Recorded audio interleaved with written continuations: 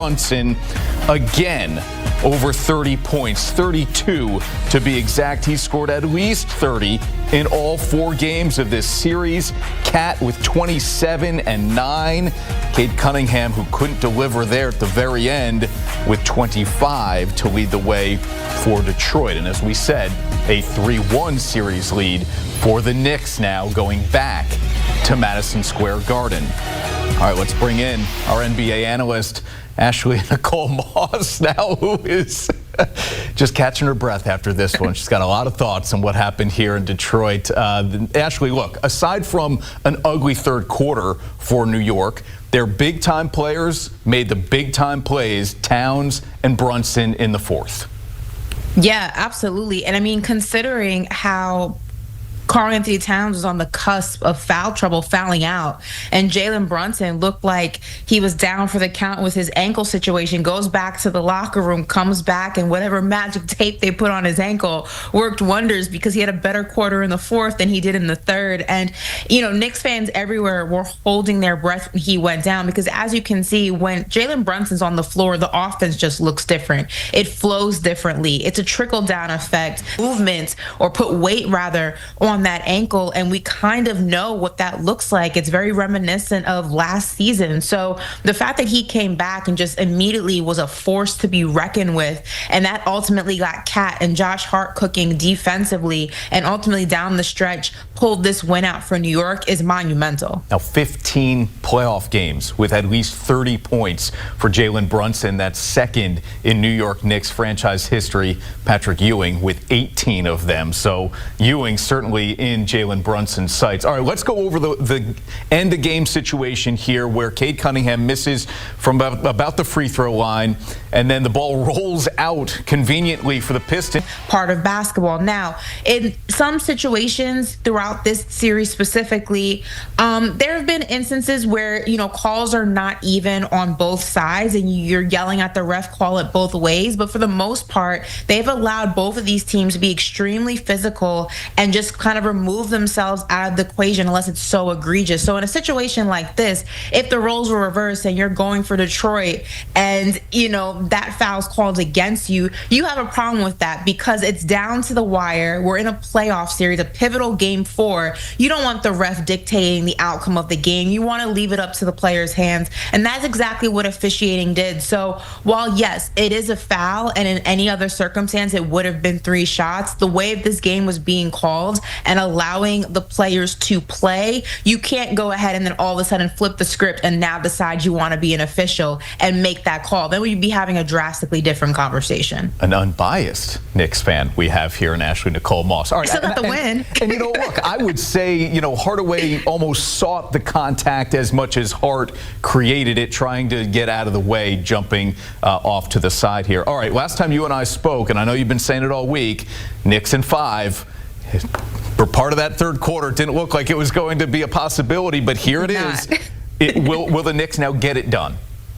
They need to get it done. The last thing you want to do, is let this series go to 7. You definitely don't want to go to Detroit and play a game 6 there because anything can happen, especially with the intensity of this series. You want to close it out on your home court. And considering that the Boston and Magic series is still very much going on, they have yet to play their game 4, and we don't know how that series is going to turn out. It can go 6-7 games. You're giving yourself an extra couple of days of rest if you're able to close this out in 5. So even from just an ego standpoint, even from a fan standpoint of wanting this, you know, to be Knicks in 5 and my prediction to come true, looking at it from just a logical standpoint is you have Jalen Brunson, who's clearly banged up.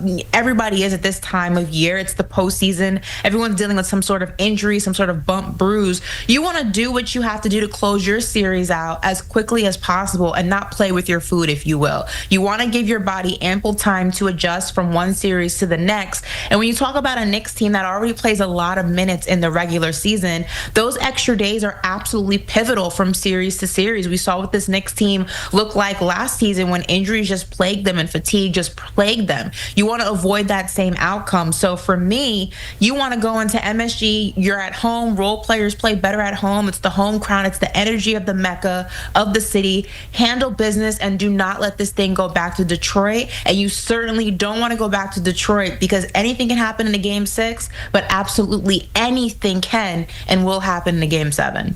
Detroit has now lost 9 straight home playoff games. That is tied for the longest losing streak at home in the postseason in NBA history. So will there be a game 6 in Detroit?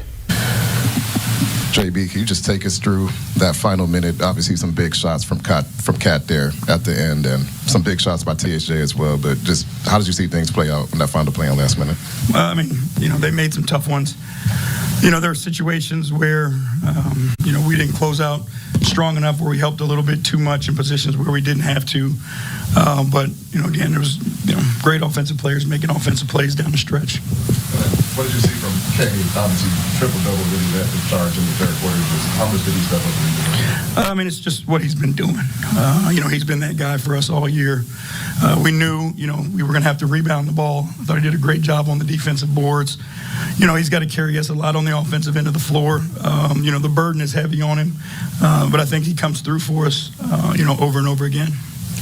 Coming back down from 16 points, can you just take us through what was clicking for you guys in the second half? Yeah, I mean, I think it started, at the end of that second quarter. That group was playing with great energy. They were scrappy. They played with great quickness and speed. But the effort kicked up because it was a struggle early for us to kind of find it. But, we found a way to just keep it within 12, and then we were able to go on that little run to end the quarter. And I think that gave us some life going into the second half and some belief that we could get it done.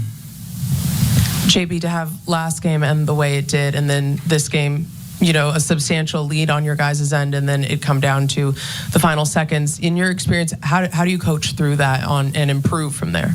I mean, again, we are learning our way through every challenge that's in front of us. And I think our guys have done a great job of learning from one moment to the next. Obviously there's some things where I can help our guys more down the stretch and I can be better, and I will be. But just understanding where our shots are coming from, who's getting those shots, the spacing on the floor, and those types of things. But, again, it's my responsibility to help these guys because they want to learn and they want to get better, and that's what I'm here for. Coach, despite the disappointing loss, that was easily one of the most electric atmospheres that this building has ever experienced. How much of a boost did the crowd give you guys today? I mean, it was awesome. I think both games have been phenomenal. It's one of the best environments that I've ever been in a home court situation for sure. And our guys feed off that. Like, our guys care about, what the fans think about them and how they feel about them, and they play for them. And that's when you've got something special. And I'm hoping that, again, the longer we're together, that this continues to build. And this is the way it is every night, regular season or playoffs. That's Pistons head coach J.B. Bickerstaff after this excruciating loss. If you're Detroit, 94-93 to the Knicks, and New York now takes a 3-1 series lead going back to Madison Square Garden for Game 5. Jalen Brunson with 32 points. He has scored at least 30 in all 4 games of this series. Karl Anthony Towns with the big shots late, including the 3 that gave New York that 1-point lead that they would hold on to. Again, 94-93 and a 9th straight home playoff loss for Detroit. Quay nó ngại nó không quay cho chị ta. Mà đằng sau phá đội trạng mà. Chị ta dùng 12 mắt. 12 mắt. Hai chồng mới tanh kìa anh. Có tí điện thoại vào. Ốp không dùng, sĩ ngoài với đời cho thừa. Mọi người ơi, hôm nay mình sẽ hướng dẫn các bạn làm vòng. Vòng hôm nay sẽ có tiêu đề là trà thái. Trời. Có tí điện thoại viền vuông 3 mắt vào, không dùng ốp mà. Đó thì thừa. Cường bắt bố ơi quay. Rồi nhanh kì. Thiếu cái cục cướp. Sớm nó kia nó còn chưa kêu kìa. Cái người đấy điện thoại vỡ chỗ nào ấy? Cái người đấy điện thoại vỡ ở sau vỡ chỗ nào? Tập trung ở lưng. Biết rồi, biết rồi. Này, nứt nội tạng đoạn này nứt to đùng. Trò chừa. Nào. À, cộng 9.000 luôn đấy. 9.000 luôn mà. Đấy, ta săn có 8.000 thôi. Đó là 1.000 đây. Ta cũng biết. Đây là màu trắng, đây là màu vàng. Đóng cửa. Tin ơi. Long à Phong. Chưa. Long. Mày chở bách. Ui giời. Bạn Long, hai chúng nó là đi rồi. Đi kìa. À đây chị Lan Anh đấy, kính cường lực. Ê, em Đóng không cửa dám nó đâu. cứng rồi. Điện thoại đi quên giọng sách rồi. Ôi giời. Cái điện thoại em quên nữa thì. Đóng cửa nhé, cái nhé. Mọi người bây giờ là một trận nha.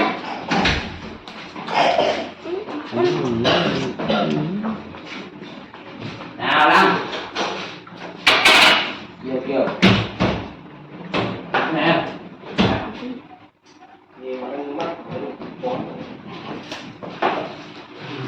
Đây hắn ta nhắn tin và dắt về ra mắt bố mẹ rồi đây. Tao bảo đi bắt vợ đi đây. Không, cái đấy ta lọc tao uống rồi. Cái này giờ nó chỉ là loãng thôi. Tùy đây. Uống cái này đi, chị uống được. Chà. Uống này ngủ ngon. Chị không có ngủ. Để tóc mà. Liêu đây. Ngọt mà không đắng đâu. Ơ, cái này quay trên đấy mà sao còn ăn chưa về không sao nó. Ngồi đây, đây ghế ngồi đây. Ngồi đây. Thái độ rồi. Thằng Long Rồi lo không chưa? bảo bạn. Cái trưởng cái rồi cái. Thế rủ nhau đi đâu ấy? Hả? Thằng Long này nó rủ đi vào đây dán cái cửa đây. Có ăn ngồi ở nhà. Thằng này nó ngáo à. Không muốn đuổi nó về. À, ngồi nhà Long á. Đang ngồi nhà chơi. Thì tự nhiên để gọi đây. Kia mình ngưỡng nghề.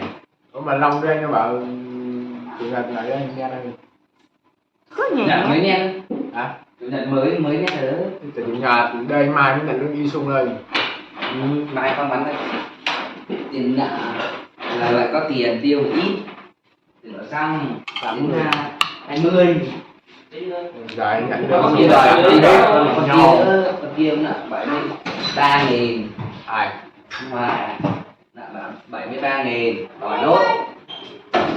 Thấy chưa? Có những tiền nhớ gì khác chứ không nhớ được mày đâu. Đã nói đâu cười này. Mày phải nhớ tới đầu tiên. Rồi, được cái 90. Chả nợ hết hả? Bao giờ 90 với 73.000 thì từ từ 90 cứt. Và là 20 cho Long chuyển thành cả thẻ. Béo quá rồi đây này, nói ít thôi. Hắn đang ngồi ở đây để giảm cân đi tránh bữa rồi chị anh lại đơm bắt còng cháo còng vào. Vậy ăn nghiện còn nha. Nghiện gì? Vẫn còn cái xương đó gì? Nhưng mà quan không? Đó, đến mẹ ở đây rồi bảo ăn rồi chả nhẽ lại bỏ á. Vẫn còn cái xương hết. Mình phải đánh giá như này. Chăm hơn là chăm con thật lại còn. Ô cái này bị tội gì đấy, anh ơi. Cái này người đường quá. Hay là cái vị lên thì ăn thở hả? Ngô. Hay rắn. Em hốt lắm. Em vừa dán có một sợi, có một cục mụn rồi ăn một cục. Hay là Quỳnh anh rắn. Đừng run thật đó. Em run lắm rồi em. Em giật cả bé. Cái dán không đây. Ai là Thành nó biết dán này hả? Nó cứ im im coi nên đi ra chỗ số mà tìm. Em ăn bỏng đi. Mất cái này còn dán không? Bạn đang ở chỗ nào mà? Đây, cùng xó. Nhà với Tú. À, Còn bình nhá. em thằng